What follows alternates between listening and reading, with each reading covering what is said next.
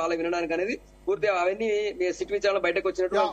ఒక్క నిమిషం మీరు లైన్ లో ఉండండి. మనతో పాటు కృష్ణప్రసాద్ గారు, బాపట్ల ఎంపీ, ప్రస్తుతం తెలంగాణ రాష్ట్ర డైరెక్టర్ జనరల్ గా పనిచేశారు. నిజానికి ఆయన డీజీపీ కావాలి సీనియారిటీ ప్రకారం. ఆయన కాకుండా అప్పుడు మహేందర్ రెడ్డి గారికి ఇచ్చారు. దారుణమైన మోసం చేశారు. కావాలని ఒక దళితుడికి ఇవ్వకూడదు, దళితుడిని డీజీపీ చేయకూడదు అని చెప్పి దారుణమైన మోసం చేశారు. సో ఆయన ఉన్నారు మనతో పాటు ఫోన్ లైన్ లో, బాపట్ల ఎంపీ కృష్ణప్రసాద్ గారు. కృష్ణప్రసాద్ గారు, సో మీరు డిపార్ట్మెంట్ లో ఉన్నారు కాబట్టి చెప్పాలి, ఏంది అసలు ఈ ఫోన్ ట్యాపింగ్ అన్నది ఎట్లా జరుగుద్ది? ఇవాళ ప్రభాకర్ రావు ఏం చెప్పారంటే, నాకు పొలిటికల్ లీడర్షిప్ కాదు, నేను పూర్తిగా ఎవరి నేతృత్వంలో పనిచేశానంటే డీజీపీకి తెలిసే ఇదంతా జరిగింది, అప్పుడున్న డీజీపీ మహేందర్ రెడ్డికి తెలిసి జరిగింది అని ఆయన అంటున్నారు. అయితే ఇప్పుడు ప్రభాకర్ రావు గారు చెప్పడం విషయాలన్నీ చూస్తా అంటే చాలా హాస్యాస్పదంగా ఉంది. ఇంతమంది ఐపీఎస్ అధికారులు ఉండగా ఆయన ఇంటెలిజెన్స్ చీఫ్ ఎలా చేశారు? ఆయన డైరెక్ట్ రిక్రూట్ ఐపీఎస్ కాదు, నంబర్ 1. నంబర్ 2, ఆయన రిటైర్ అయిన తర్వాత కూడా ఆ పోస్ట్ ఎలా కంటిన్యూ అయ్యారు? ఆ పోస్ట్ లో ఆయన కంటిన్యూ చేసింది మహేందర్ రెడ్డి గారా? ఎవరు కంటిన్యూ చేశారు అతన్ని? ఇది ఆలోచన చేయవలసిన విషయం. రెండవది వచ్చేసి ఈ రోజు ఆయన పట్టుబడ్డాడు కాబట్టి మహేందర్ రెడ్డి చెప్తే నేను చేశాను అని చెప్తున్నాడు. ఇది మనం నిజంగా నమ్మాలి అంటే అసలు పూర్తిగా మహేందర్ రెడ్డి చెప్తే ఏమేమి పనులు చేసినాడు అని చెప్తే, అన్ని పనులు చెప్తే ఇది నమ్మచ్చు. అన్ని దాచిపెట్టి ఇది ఒకటే చెప్తే ఎట్లా నమ్ముతారు ఎవరైనా సరే? ఒకటి. రెండోది, సరే మహేందర్ రెడ్డి చెప్తే నేను ఫోన్ ట్యాపింగ్ చేసినానని చెప్తుండు. ఫోన్ ట్యాపింగ్ మరి ఎవరోది చేసినాడు మొత్తం రాయమండి.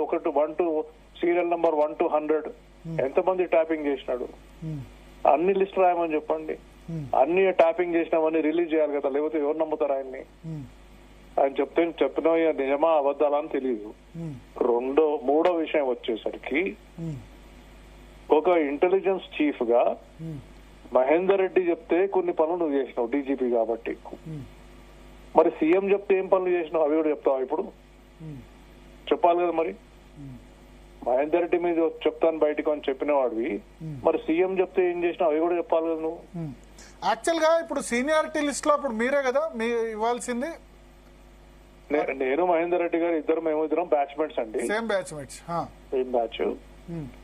అట్లా బ్యాచ్ లో రాజీవ్ సేమ్ బ్యాచ్ ఉన్నప్పుడు ఎట్లా ఉంటది అంటే ప్రొసీజర్ ఏంది? ప్రొసీజర్ సీఎం గారి ఇష్టం, ఎవరైనా చేయొచ్చు. సేమ్ బ్యాచ్ లో ఉన్నప్పుడు కూడా సీనియారిటీ ఉండదా? ర్యాంక్ వైజ్ అట్లా ఏముండదా? సీఎం గారి ఇష్టం అండి, ఎవరికైనా ఇవ్వచ్చు. ఓకే. సో మీకు ఎందుకు రాలేదు అప్పుడు? ఎందుకు రాలేదు అనుకుంటారు అప్పుడు? అది నార్మల్లీ డీజీపీ పోస్ట్ అంటే ఎవరైతే మీకు అనుకూలంగా ఉంటారో వాళ్ళకి ఇస్తాం.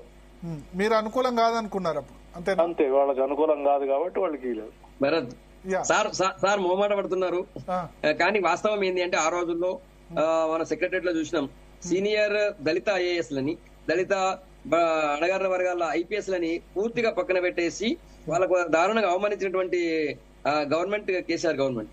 అందులో నిజానికి ఒకవేళ కృష్ణప్రసాద్ సార్ కి ఆ రోజు డీజీపీ చేసి ఉంటే ఒక అణగారిన వర్గం నుంచి వచ్చినటువంటి ఒక గొప్ప ఆఫీసర్ కి గొప్ప ఇది కలిగించినట్టు ఆ వర్గాల ప్రజలందరికీ ఒక భరోసా ఉంటుండే కదా. అది కావద్దనే కదా వీళ్ళు చేసింది. బడుగు అణగారిన వర్గాల ప్రజల్ని ఎక్కడ ఉంటారు, అంత పెద్ద ఆఫీసర్ అయినా కూడా అక్కడ కూడా కృష్ణప్రసాద్ సార్ కాకుండా కావాలని మహేందర్ రెడ్డి గారికి ఇచ్చింది కదా. పర్సనల్ గా మొహమాట పడుతున్నారు. జరిగింది వాస్తవం ఇది. మహేందర్ రెడ్డి గారికి ఇచ్చిన తర్వాత మహేందర్ రెడ్డికి కేసీఆర్ కి ఎందుకు గ్యాప్ వచ్చింది కృష్ణప్రసాద్ గారు?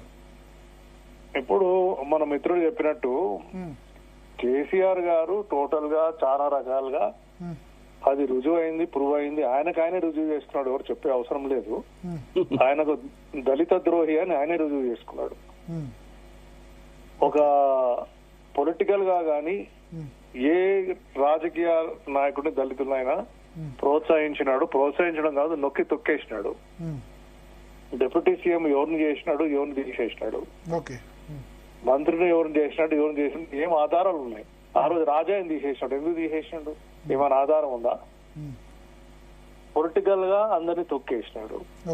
ఐఏఎస్ ఆఫీసర్స్ యాక్చువల్లీ రాణి కుమ్మిదిని గారు, ఆమె సీనియర్ మోస్ట్, ఆమెని చీఫ్ సెక్రటరీ చేయాల, ఆమెను చేయలే.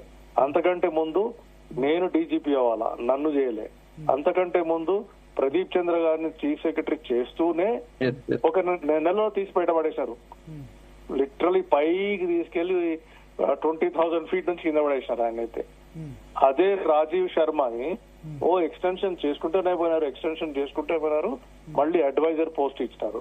అదే అడ్వైజర్ పోస్ట్ మళ్ళీ 10 మంది కాదు 20 మంది ఉన్నారు ఆయనకి అడ్వైజర్లు. ప్రదీప్ చంద్ర గారికి ఒక 21 అడ్వైజర్ గా పోస్ట్ చేయొచ్చు కదా, ఎందుకు చేయలే? సో ఇట్లా కానీ ఏకేకారణం చేశారు, అంటే అట్లా మైనారిటీ కోటాను చూస్తే ఏకేకారణం చేశారు, ఇచ్చారు. ముస్లిం ఓట్ల కోసం చేశారు.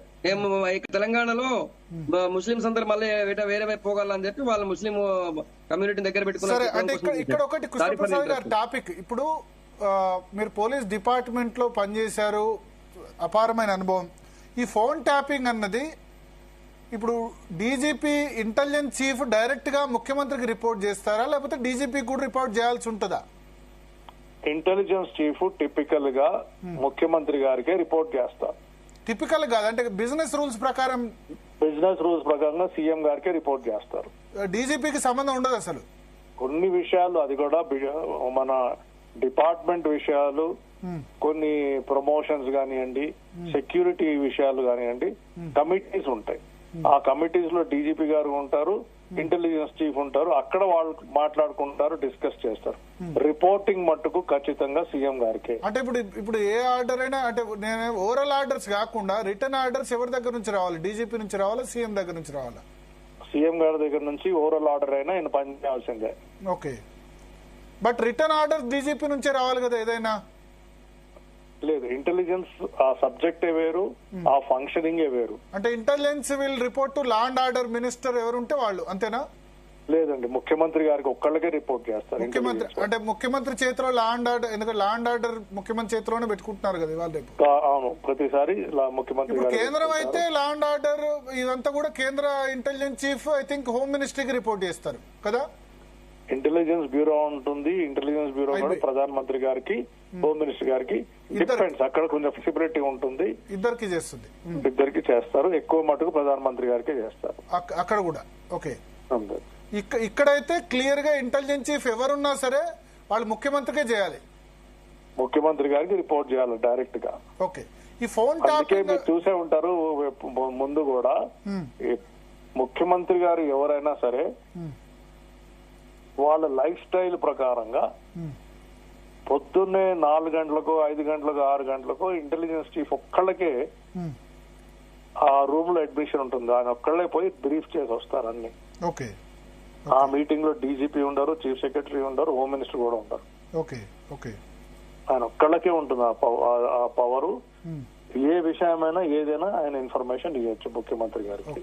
సరే, అందుకే ఇప్పుడు ప్రభాకర్ రావు గారు నేను అడుగుతుంది ఏంటంటే, మరి మీరు మహేందర్ రెడ్డి గారి పేరు చెప్తున్నారు, ఓకే, నో ప్రాబ్లం, అది జరిగి ఉండొచ్చు, అందుకే మీరు చెప్తుండొచ్చు. మరి ఇక్కడ చెప్పి ఆయన మహేందర్ రెడ్డి గారి మీద చెప్తున్నప్పుడు మరి మీరు సీఎం గారి గురించి కూడా చెప్పాలి కదా. ఎప్పుడు చెప్తారు? ఆయన చెప్పింది నేను ఆయనకే రిపోర్ట్ చేశాను అంటున్నారు. మీ బాధ్యత ఏంది? ఎవరు మీకు పోస్టింగ్ ఇచ్చారు? ఏ పోస్ట్ ఇచ్చారు? మీకు ఇంటెలిజెన్స్ పోస్ట్ ఇచ్చారు. ఇంటెలిజెన్స్ పోస్ట్ మీరు రిపోర్ట్ చేయాల్సింది ముఖ్యమంత్రి గారికి.